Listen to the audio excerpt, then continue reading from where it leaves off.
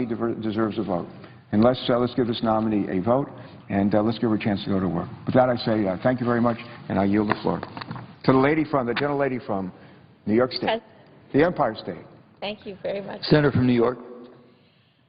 Mr. President, today is exactly 1 year since Superstorm Sandy hit my home state of New York and the surrounding region. Today is really a solemn day where we pause to remember the unimaginable loss of 61 precious lives and the great collective pain as countless other lives were shattered. Over 300,000 homes were damaged or destroyed, and businesses lay in rubble. Over 250,000 businesses affected in all, many of which are still unable to open their doors. But there's something else to remember today. In the days and the weeks that followed Superstorm Sandy, we also saw the absolute best of New York. We know that New Yorkers are a resilient bunch. We get knocked down, but we get right back up. And as I've traveled all across New York City, I saw neighbors coming together, going door to door to help the homebound, donating resources, volunteering their time, clearing debris. In the Rockaways, I saw hundreds of residents create an impromptu, bustling plaza of hot food, clothing, anything that people might need. I remember talking to one small business owner in Staten Island whose restaurant was nearly split in two by a boat from a nearby marina, and he simply said to me, "We will rebuild, and we will rebuild better than before." I also asked him that day for dinner, to have dinner on the spot where that boat was resting. And he said yes, and we did that. We did it just a few months ago, and it was amazing. In Westchester, a small business owner gave me a hug, and she vowed she would rebuild because she said defiantly, "This is our community." On Long Island, I walked the streets of Lindenhurst, Massapequa, visited Long Beach and Fire Island. And while the devastation I saw was awful, I have never met more resilient and compassionate people. I witnessed homeowners struggling to pick up their own pieces and to get it out of the way, to help neighbors, sharing food, sharing water supplies, giving each other rides to the stores, sharing generators, and clearing each other's debris. Now, while the road to recovery is very long and very hard, New Yorkers will rebuild, and they will rebuild stronger. But we all have to do our part. Too many communities are still recovering and rebuilding. Some families are actually still homeless, living in trailers or confined to the second floor of their homes, still waiting for additional assistance. Too many homeowners have not yet received the funding to repair their homes and their businesses, and too often those that are struggling to rebuild have been caught up in red tape. Throughout the past year, I have pushed to change some of the federal policies that have stood in the way of recovery, and we have had some successes. We were successful in pushing FEMA to extend critical deadlines for Sandy survivors to document their losses so that those who have had trouble getting back into their homes aren't prevented from filing flood insurance claims. We were able to get the Department of Housing and Urban Development to relax regulations that would have prevented substantially damaged homes from accessing critical recovery funds. And we received assurances from the Army Corps of Engineers that they will fund critical shore projection projects at full federal expense, ensuring that these projects can move forward quickly without having to wait for communities to find the matching funds out of very tough and struggling local budgets that are already stretched too thin. But that's really not enough, because for all our successes, we still are facing so many challenges. There's still far too much red tape getting in between families and recovery. My office hears every single day from homeowners and families who are struggling to just move forward. Many of us are working on a bipartisan bill to postpone the potentially disastrous flood insurance rate increases coming into effect as the result of the Biggert-Waters flood insurance reform law. So I urge my colleagues in the Senate to pass this bipartisan bill that was introduced by Senator Menendez and Senator Isaacson that would delay the premium increases set to go into effect until after FEMA has done a study and provided Congress with a plan to make the rates basically affordable. Our families work so hard. They're trying to rebuild, and frankly, they deserve nothing less. Some homeowners, even as they do rebuild, have started seeing their rates increase. This would cause so many of our constituents to be forced out of their homes and communities that they love, that they lived in their whole lives. This is why the Menendez-Isaacson bill is so critical and why I strongly urge my colleagues on both sides of the aisle to support this common-sense legislation. Now, as we focus on providing communities with all of the resources they need to rebuild from Sandy, the federal government is partnering with states and local governments, the private sector and academia to develop solutions that will protect us from the next disaster. We know that every dollar spent to make our homes, businesses, and infrastructure more resilient, $4 in potential recovery costs down the road are saved. Earlier this year, Senator Wicker and I introduced the STRONG Act, which stands for Strengthening the Resiliency of Our Nation on the Ground.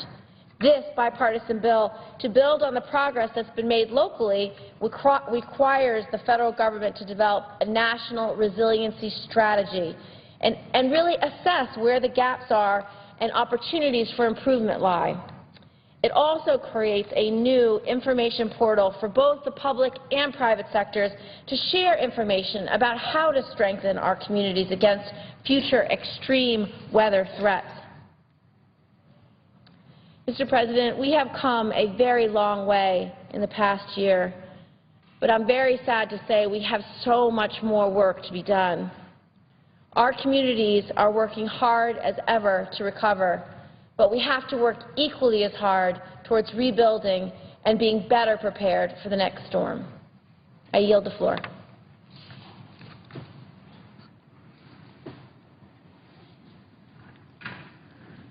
Mr. President. Senator from Wyoming. Thank you, Mr. President. Mr. President, later this week, we will hit the one-month anniversary of the launch of President Obama's health insurance exchange. And my question is, what have we learned the last 4 weeks? We know that the rollout of the exchanges and the healthcare.gov website, and I think Americans would agree, it's been disastrous. Last week, the Associated Press even ran a headline about what people in my home state of Wyoming had experienced. It said, National health insurance site sputters in Wyoming. The article goes on to talk about the health care law, the website, and it says that the Wyoming Insurance Commissioner, Tom Hersig, they quoted him as what he said on Monday, that he's personally been unable to register on the federal government's Wyoming site despite trying every day. Insurance Commissioner, State of Wyoming, unable to register on the federal government's Wyoming site despite trying every day starting October 1st. This is the same story we've seen all across the country. We've also learned over the past 4 weeks that the President's health care law is much more than just a failed website. What we know is that there are sticker shock hitting people all across the country as they start shopping and find that higher premiums are what they're facing. They're going to be paying much higher premiums if they're able to buy health insurance, if they're able to get through the exchange. CBS News had a story of one woman in Florida whose health insurance, she said, will cost 11 times what she's currently paying, from $54 a month to $591 a month. Well, over the past 4 weeks, another thing that we've learned is that many people have gotten notices in the mail, and these are cancellation notices. They're getting these from their insurance companies. They're being told that their insurance policies, the coverage that they had, has been canceled.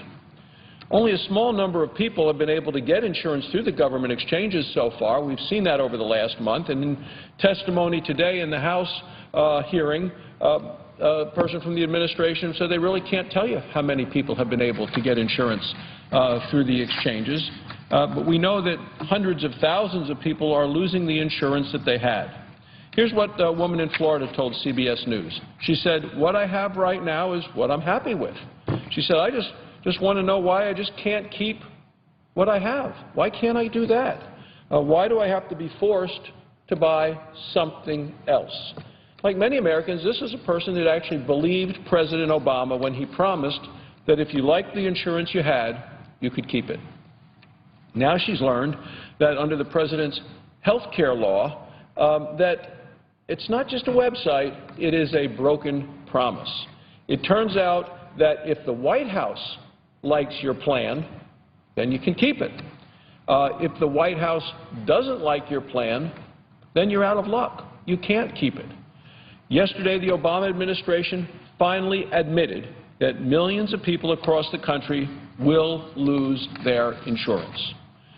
Now, we know all of these ways that the president's health care law is more than a failed website. So the big question now is, what don't we know yet? What is still out there that the American people don't know about the health care law? How much worse are things going to get before the White House admits that the entire law is broken? We've seen one headline after another about problems with the health care law that the Obama administration knew about, Mr. President, and would not admit. One revelation after another about troubles they hid from the American people and did so deliberately. So what else is this administration not telling the American people? The White House may have finally said publicly that millions of people are going to lose the insurance that they have, but according to NBC News, the Obama administration has known that for at least 3 years. When the train first went off the tracks, the White House said that its website crashed because they said millions of people tried to use the website at the same time. Well, according to the Washington Post, the limited testing that the administration did before the launch found that the site would crash if just a few hundred people used it. That was, it's just fascinating. The Democrats' whole law was based on the idea that Washington, government, is capable of running America's health care system competently. What we have seen is gross incompetence. It turns out that Washington can't even set up a website competently, and it looks like they knew it. Computer programmers warned about the rush to get the website done by October 1st. Instead of hitting the pause button, which they should have done, hitting the pause button until it could get things working, the White House just pushed on. That's what we learned from some of the contractors who built the website. This is a website that cost taxpayers over $400 million so far, and the bills are still coming in. These contractors testified last week in the House that full tests of the site should have started months in advance, but testing didn't happen until the last 2 weeks of September. Who decided to go ahead anyway? Well, President Obama's administration. They're the ones that decided. Contractors thought if the registration process wasn't going to work, then maybe it would help to set up a way for people to shop for plans and get information without registering. The administration told them to deprioritize that plan. What a government word. Deprioritize that plan. Then, when the website turned out to be a complete disaster, a systems failure, the Obama administration tried to hide just how bad it was. It asked the largest health insurer in North Dakota not to tell anybody how many people have signed up for insurance through the exchange. The administration telling the state, don't open up. Don't tell the people the truth. Why not? Well, because as of last week, only 14 people had been able to sign up for the company's plan. The numbers are so embarrassing for the administration. They've been trying to cover up. And they continued to cover up today when there was testimony and no numbers were given. It's the same reason the administration won't say how many people have signed up nationwide. They know how many people have signed up, but they refuse to tell the American people, the taxpayers, the people who pay the taxes and see their money being wasted by this administration and this government. There are new problems with this health care law every day. Now, the website was supposed to be the easy part, But to me, it is just the tip of the iceberg. The website failures are just the tip of the iceberg. What else does the White House know about? Well, by now they should know about canceled coverage, because it looks like millions of Americans have already gotten notices from their insurance companies that they've lost their insurance. Their insurance has been canceled. There have been premium increases. People have talked about the fact that their premiums are going up, that there are higher co-pays and deductibles to deal with, people losing access to the doctor. Plus, there's always the issues of fraud and identity theft. What else are we going to learn this week, Mr. President, when Secretary Sebelius testifies in the House tomorrow? Will she actually open up? Will she tell people the truth? Will she give them the real numbers, or will she not admit to what is actually going on and refuse to answer the questions? How much worse does the Obama administration's incompetence get? What will it take for the President to admit that his health care law has been a train wreck and that he'll have to delay it for at least a year? We know he's going to have to do it eventually. There is no way all of these problems are going to get fixed quickly, and he's going to have to delay the individual mandate, the mandate that says every American must buy, have, and prove they have health insurance. And who's the enforcer? The IRS, the Internal Revenue Service. The President should just go ahead and do it now, and also delay all the other parts of the law, not just the mandate. It's time for President Obama to really come clean with the American people about what his administration knew, and then come to the table to work with Republicans and give people the real health care reform that they need, that they want, and that they deserve, so people can get the care they want from a doctor they choose at lower cost. Thank you, Mr. President. I yield the floor. Mr. President. Mr. President. Senator from Utah. I appreciate the remarks of my colleague from Wyoming. Mr. President, here in Washington and indeed throughout the country, everyone is talking about the Obamacare website. No doubt that is a serious concern. The healthcare.gov website has been, to put it bluntly, a debacle. I don't know of a single member of Congress, Democrat or Republican, who would say otherwise. That said, we need to be clear about something. The problems with Obamacare go much deeper than a faulty website. Sure, the administration would have the American people believe that the problems with this law are simply technical in nature, and that once they bring in technical experts to fix the website, all will be right with the world. But let's not kid ourselves. The problems with Obamacare are fundamental and systemic. The administration may very well get the website up and running in the next few weeks, and they should, but that won't fix the health care law. I'd like to take just a few minutes today to talk about some of the problems facing Obamacare that have nothing to do with the website. When he was trying to get the law passed, President Obama repeatedly promised Americans that, quote, if you like your current health plan, you'll be able to keep it, unquote. This promise was central to the President's efforts to sell Obamacare to the American people. And, as it turns out, it was all a lie. Now, even the White House admits that millions of Americans will not be able to keep their health plan under the law. And if recent news reports are to be believed, they've known this for years. Experts have predicted that as many as 16 million Americans may lose their existing coverage due to Obamacare's new requirements. And according to the NBC News story from yesterday, the Obama administration has known about this for at least 3 years. We've known about it as well. Consumers throughout the country are already receiving cancellation letters from their insurance providers. For example, in New Jersey, 800,000 individuals are being dropped from their existing plans. Kaiser Permanente in California has sent notices to 160,000 people informing them their current coverage will end. And Florida Blue is ending policies of 300,000 customers due to Obamacare. This isn't some unforeseen or unintended consequence of the law. On the contrary, it is precisely what was intended when the law was put into place. As you know, Mr. President, the President's health care law includes a mountain of new mandates and requirements for health insurance plans. Any plans that fail to meet those onerous requirements are invalidated under the law. True enough, the law provides that plans that were in effect as of March 2010 will be grandfathered in, allowing consumers who prefer to keep those policies to do so, even if the plans don't meet the law's requirements.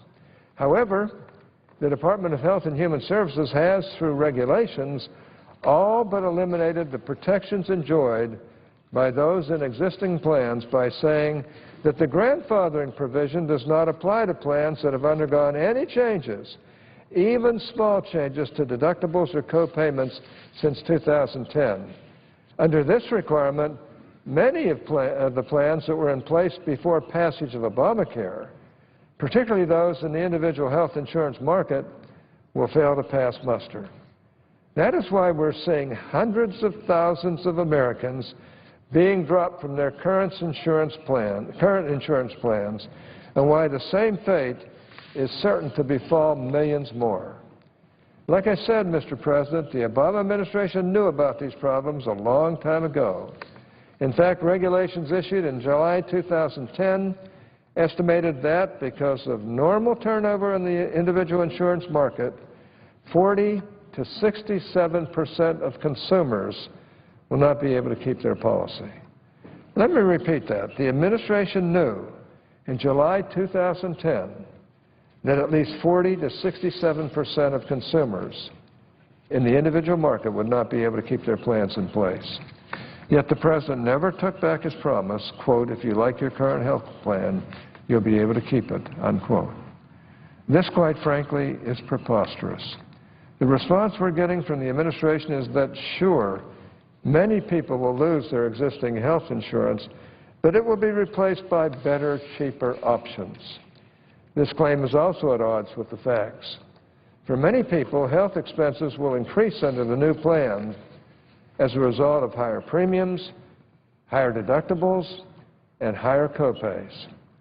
One study from the Manhattan Institute found that individual market premiums will increase 99% for men and 62% for women nationwide. For others, the new plans may not cover visits to their current doctor or the hospital they've used in the past. That's because insurers are reducing the number of doctors and hospitals covered by plans in the exchanges in order to reduce premium prices. These changes are a direct result of Obamacare's new requirements and mandates. I have received letters from my constituents all over Utah who are scared, who are angry, and who are confused about the changes they're facing. For example, Brenton in Provo, Utah currently has a high deductible plan and uses a health savings account. This arrangement works well for Brenton and his family, and they would like to keep it. Unfortunately, Brenton's plan has been canceled due to Obamacare.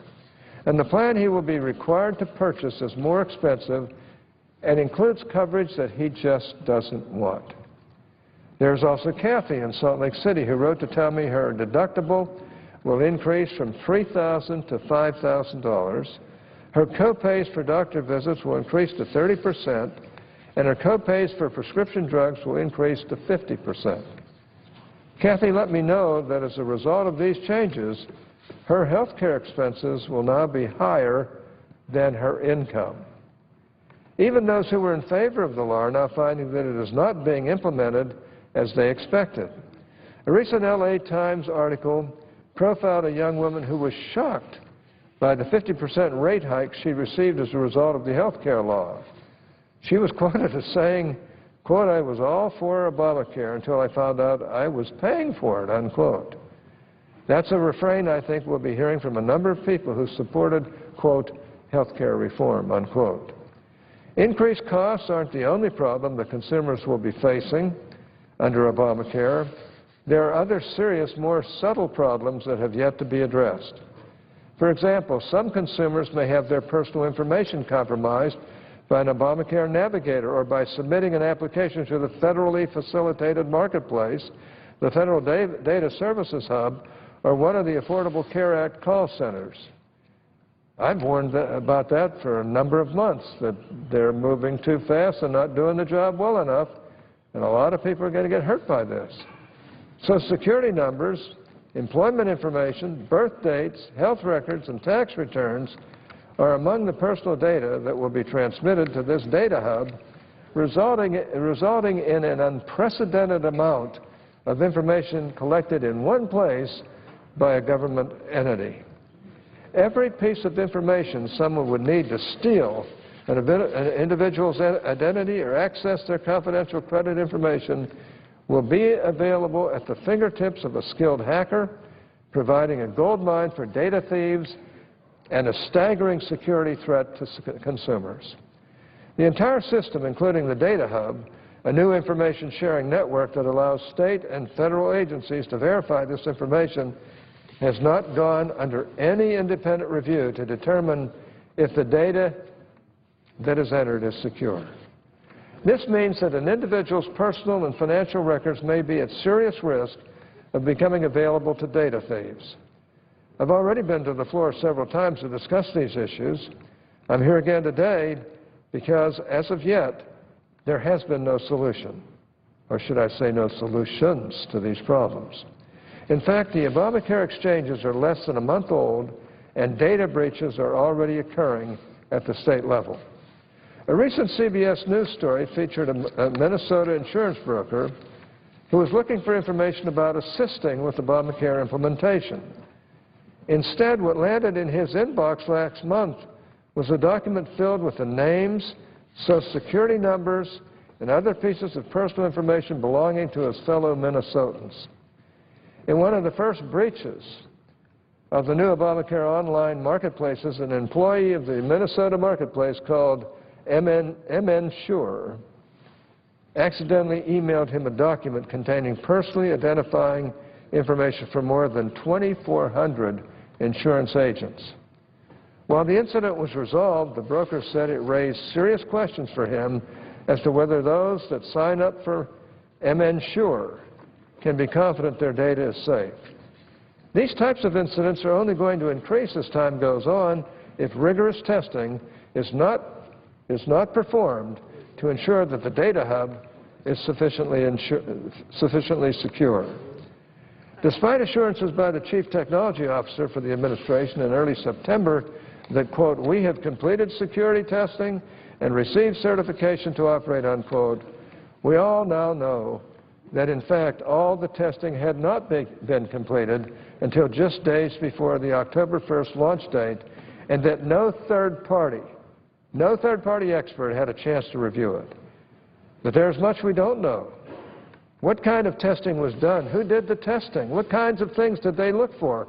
What were the results? And perhaps most importantly, what are the risks of using the website? To help get answers to these questions today, several of my colleagues on the Senate Finance Committee and I are sending a letter to Secretary Sebelius asking detailed questions about the testing protocols, what waivers were received with respect to the testing requirements, and any and all results of the limited testing that did occur. Hopefully that will enable Congress and the American people to better understand exactly what is broken with the system and help to ensure that it does not happen again. These questions and problems demonstrate why it is imperative that the Government Accountability Office, GAO, independently verify that sufficient privacy and security controls are in place for the data hub and the entire federal marketplace so that Congress has independent assurance that the necessary controls exist and that taxpayers know their personal information is secure. That is why I introduced S-1525, the Trust But Verify Act, which calls on the GAO to conduct such a review and delays implementation of the exchanges until the review is completed. The bill currently has 32 Senate co-sponsors. As you can see, Mr. President, the problems with Obamacare are numerous and fundamental.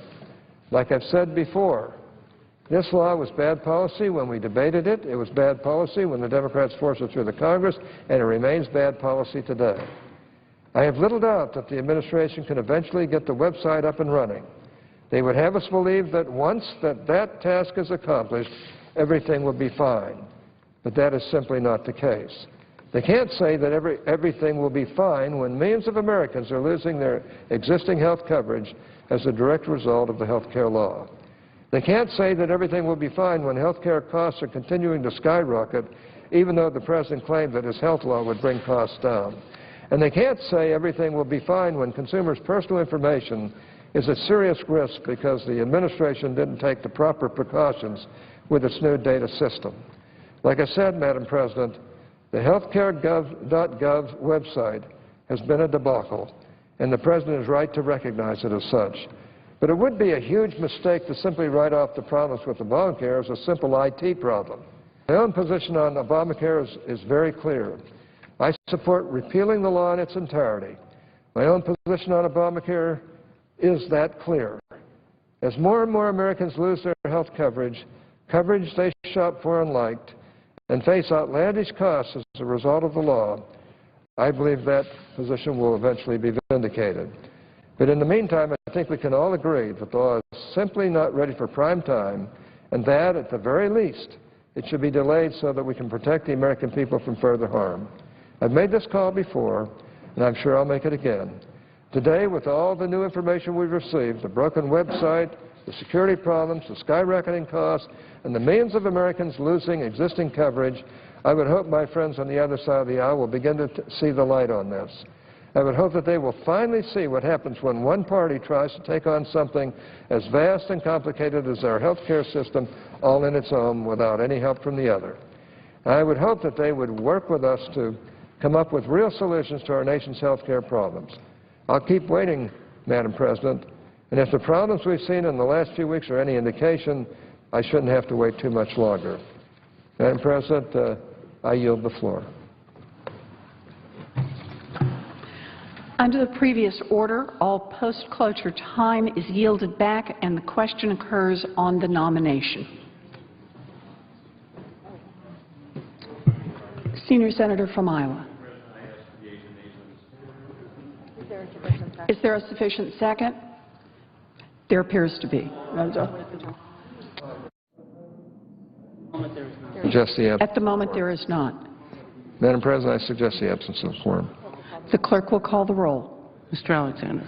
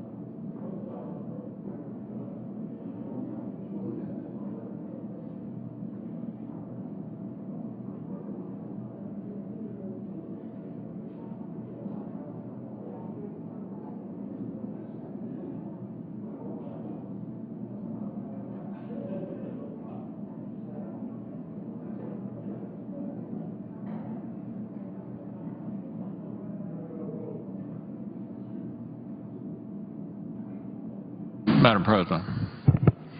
Republican leader. I ask consent that further proceedings on the quorum call be dispensed with. Without objection. Madam President, our good friend, the senior senator from Mississippi, is about to cast his 12,000th vote, a truly remarkable accomplishment by a remarkable man. He was the first Republican to be elected to the United States Senate from Mississippi since Reconstruction. A few years ago, he was named by Time magazine as one of the 10 most effective members of the Senate, and they called him the quiet persuader. And for those of you who've recently arrived at the Senate, if you haven't had any dealings with Senator Cochran yet, you will find that indeed he is the quiet persuader. In fact, it may be the secret to his success. So he's had an extraordinarily accomplished career here in the Senate, and I just wanted to take a few moments to congratulate him not only on his service to his state and the nation, but to our institution.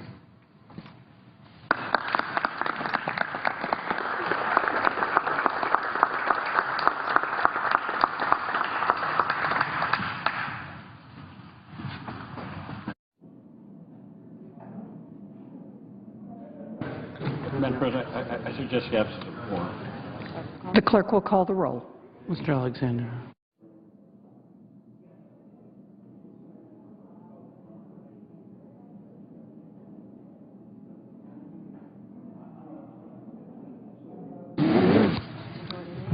Majority Leader. Are we in a quorum call?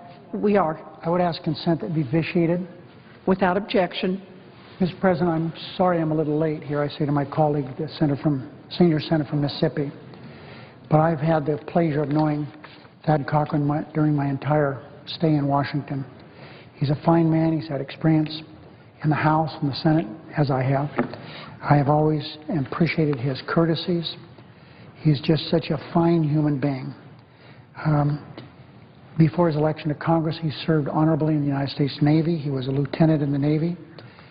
After his tour of duty, while attending law school at Ole Miss, Senator Cochran would return to active duty to do his naval work, even while he was going to law school. But after he graduated from law school, in 1965 he joined a very prestigious law firm, Watkins & Eager in Jackson, Mississippi. And in less than 2 years, he became a partner of that law firm, which is remarkable. But it speaks well of his acumen in the law and just being a nice person. His break from public service didn't last long, though. From the Navy, he ran for Congress in 1972 and served in the House for 6 years before running for the Senate. He served as chairman of the Republican Conference, the Agriculture Committee, the Appropriations Committee. Throughout his time in Congress, Senator Cochran has promoted the best interests of Mississippi's citizens. And even when we're on different sides of the issues, I always respect Senator Cochran's service to our country and his dedication to the people of Mississippi and to our country. So I congratulate him on this impressive milestone and appreciate most of all his friendship.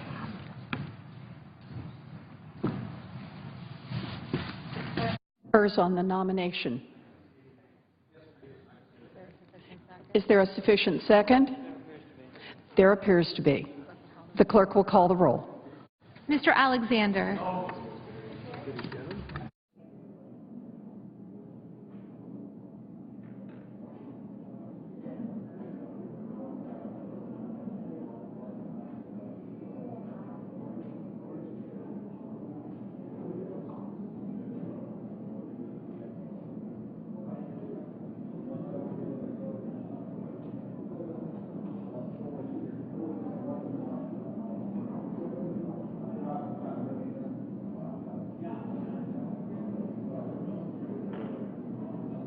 Ms. Ayotte, Ms. Baldwin, Mr. Barrasso, Mr. Baucus, Mr. Begich, Mr. Bennett, Mr. Blumenthal, Mr. Blunt, Mr. Bozeman, Mrs. Boxer, Mr. Brown, Mr. Burr,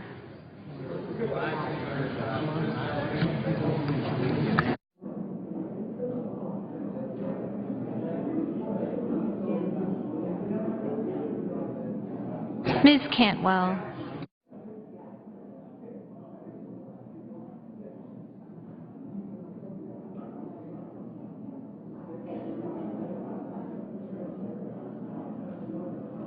Mr. Cardin,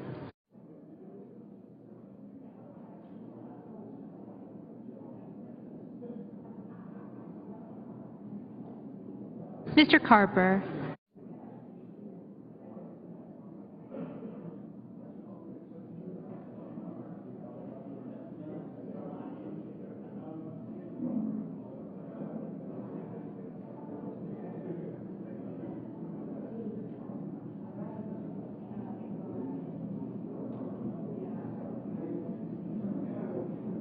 Mr. Casey, Mr. Chambliss,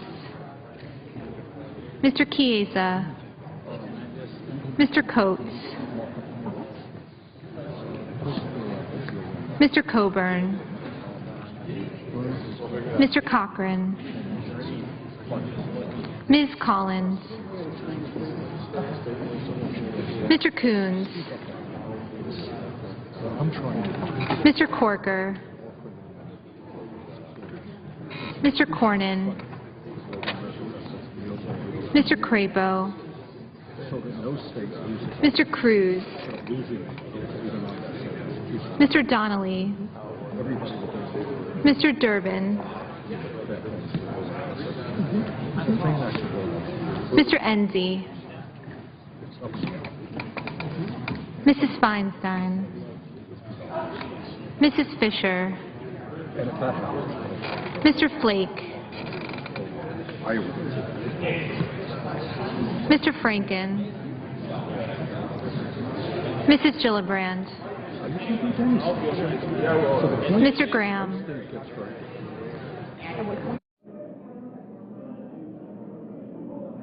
Mr. Grassley, Mrs. Hagan, Mr. Harkin, Mr. Hatch,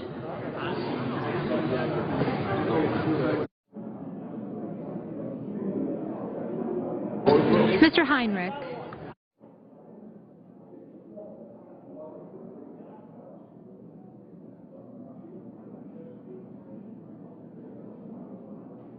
Ms. Heitkamp,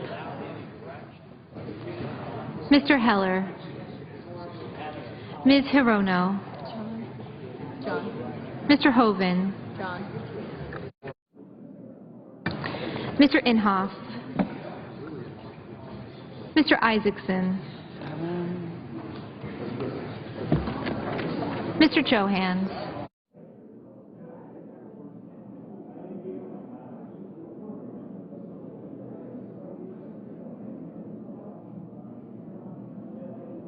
Mr. Johnson of Wisconsin, Mr. Johnson of South Dakota, Mr. Kane,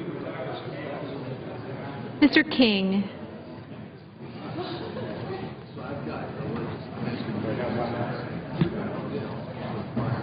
Mr. Kirk, Ms. Klobuchar, Ms. Landrieu, Mr. Leahy, Mr. Lee, Mr. Levin,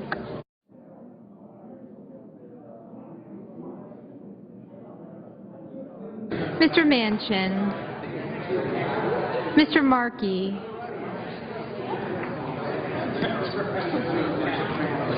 Mr. McCain, Mrs. McCaskill, Mr. McConnell, Mr. Menendez, Mr. Merkley, Ms. Mikulski, Mr. Moran, Ms. Murkowski,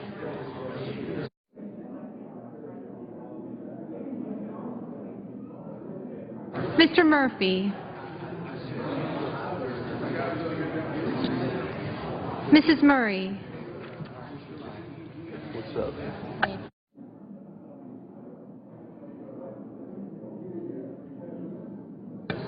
Mr. Nelson, Mr. Paul, Mr. Portman, Mr. Pryor, Mr. Reed of Rhode Island, Mr. Reed of Nevada, Mr. Risch, Mr. Roberts, Mr. Rockefeller, Mr. Rubio, Mr. Sanders, Mr. Schatz, Mr. Schumer,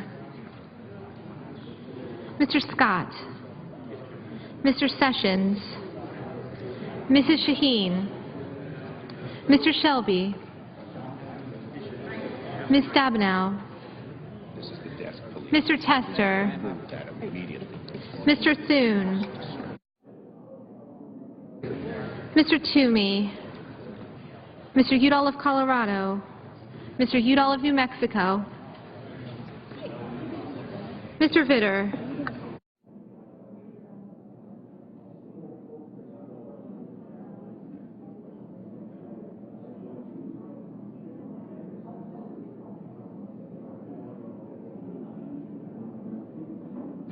Mr. Warner. Ms. Warren.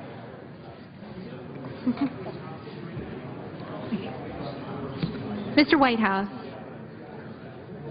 Mr. Wicker. Mr. Wyden.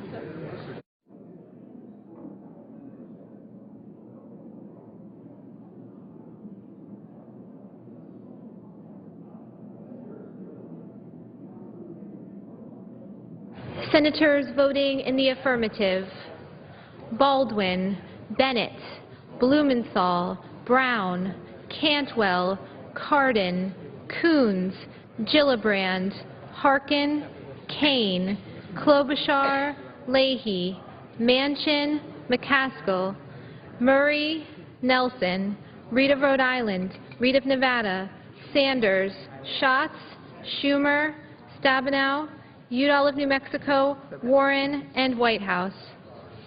Senators voting in the negative: Alexander, Ayotte, Barrasso, Chiesa, Coburn, Cochran, Corker, Cornyn, Fisher, Grassley, Hatch, Hoeven, Isaacson, Johans, Johnson of Wisconsin, Lee, Paul, Scott, Toomey, and Vitter.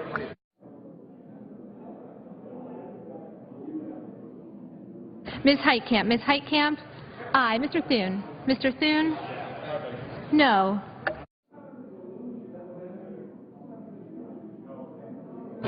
Mr. Moran. Mr. Moran? No.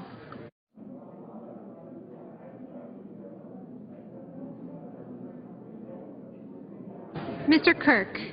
Mr. Kirk? No.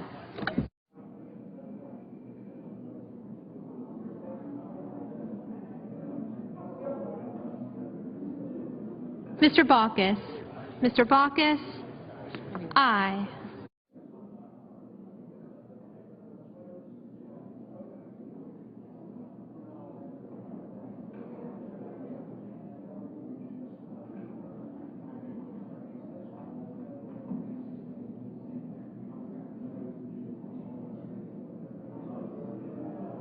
Mr. Blunt. Mr. Blunt? No.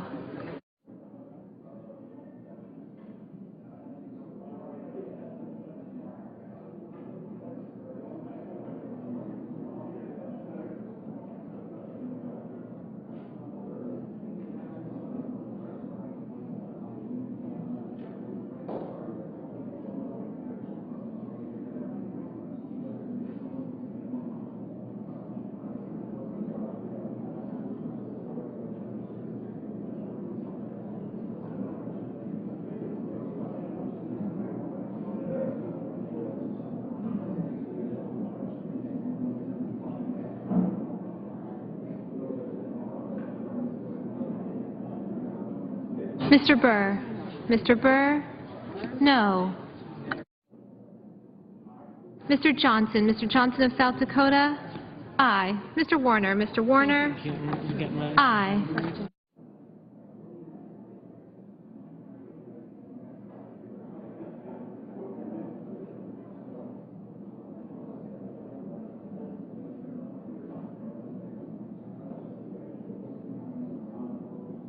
Mrs. Hagan. Mrs. Hagan? Aye. Mr. Roberts. Mr. Roberts? No.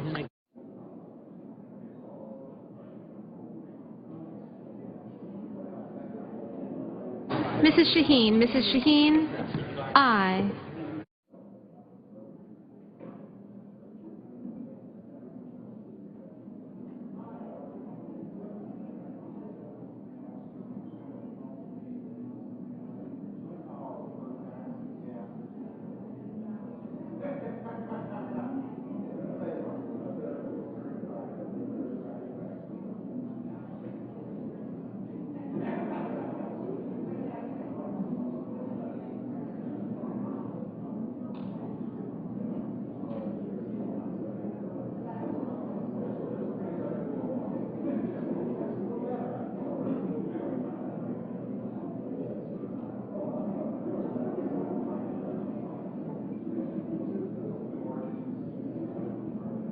Mr. Portman. Mr. Portman? No. Mr. Coates. Mr. Coates? No.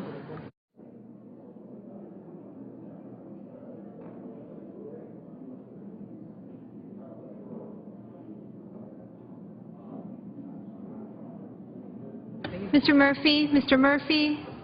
Aye.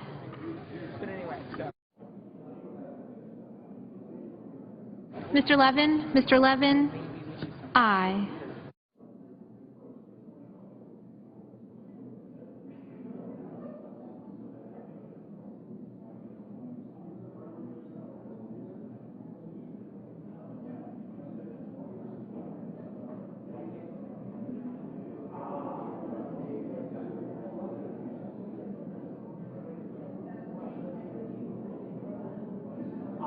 Mr. Crapo. Mr. Crapo?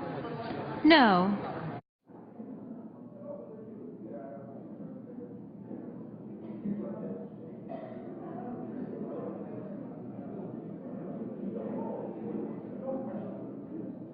Ms. Mikulski?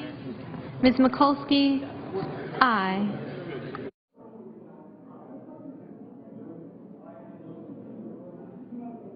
Ms. Hirono? Ms. Hirono? Aye.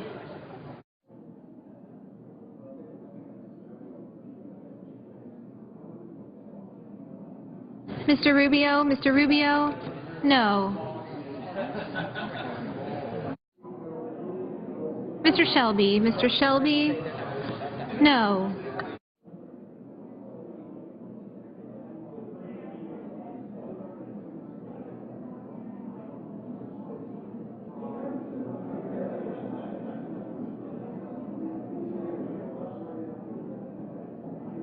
Mr. Pryor? Mr. Pryor?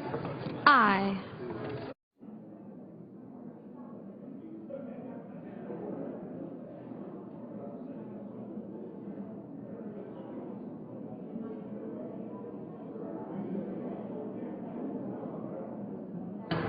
Mr. Tester? Mr. Tester? Aye. Mr. Cruz? Mr. Cruz? No. Mr. Durbin? Mr. Durbin? Aye. Mr. Franken? Mr. Franken? Aye. Mr. Risch? Mr. Risch? No. Mr. Wyden? Mr. Wyden? Aye.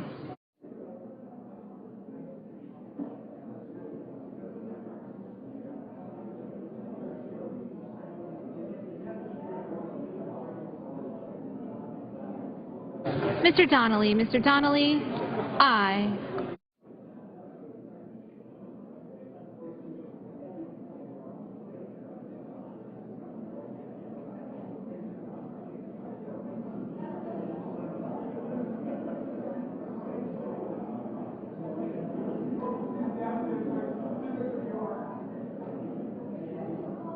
Mrs. Feinstein? Mrs. Feinstein?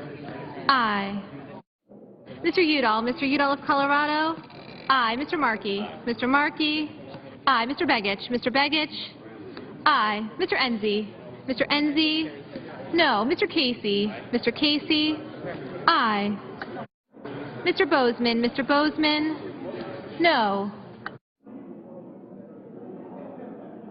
Mr. Flake? Mr. Flake? No. Ms. Collins? Ms. Collins? No.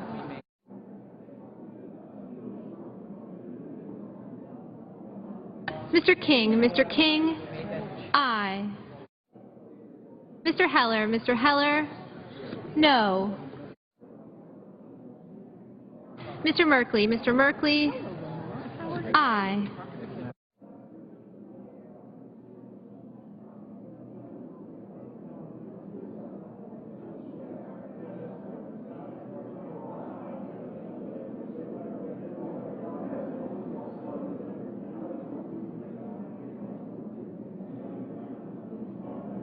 Mr. Menendez? Mr. Menendez? Aye.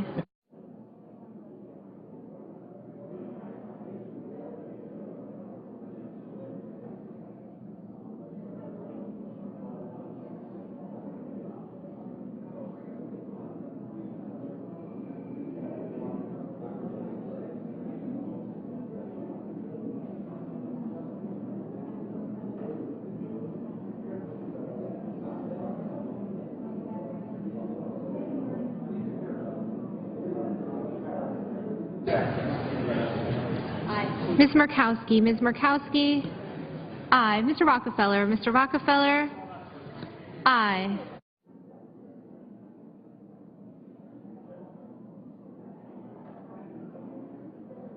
Mr. Chambliss. Mr. Chambliss. No.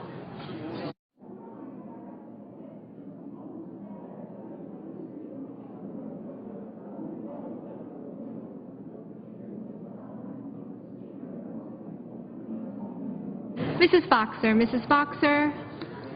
Aye.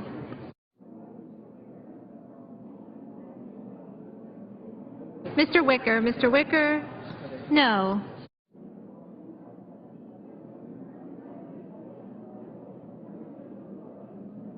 Mr. McCain. Mr. McCain. No.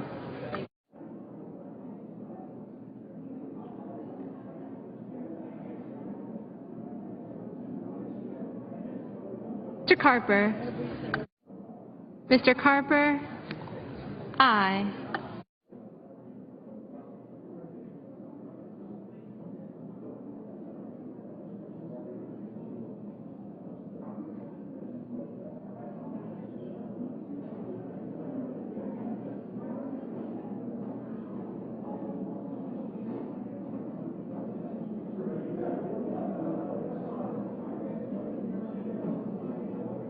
Mr. Graham. Mr. Graham. No. Mr. Sessions. Mr. Sessions.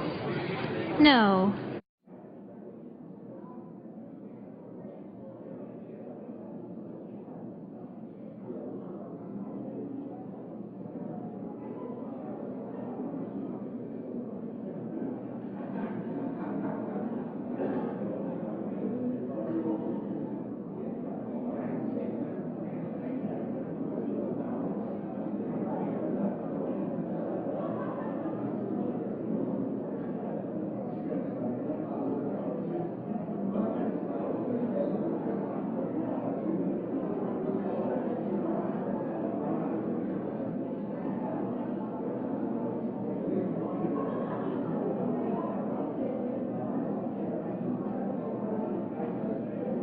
Ms. Landrieu. Ms. Landrieu.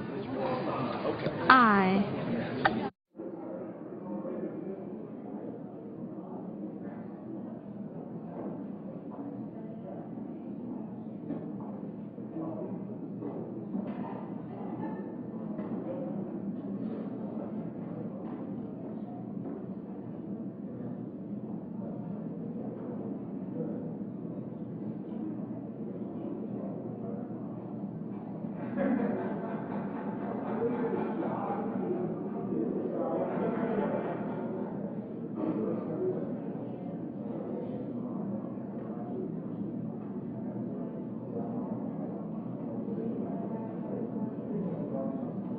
Mr. Heinrich. Mr. Heinrich.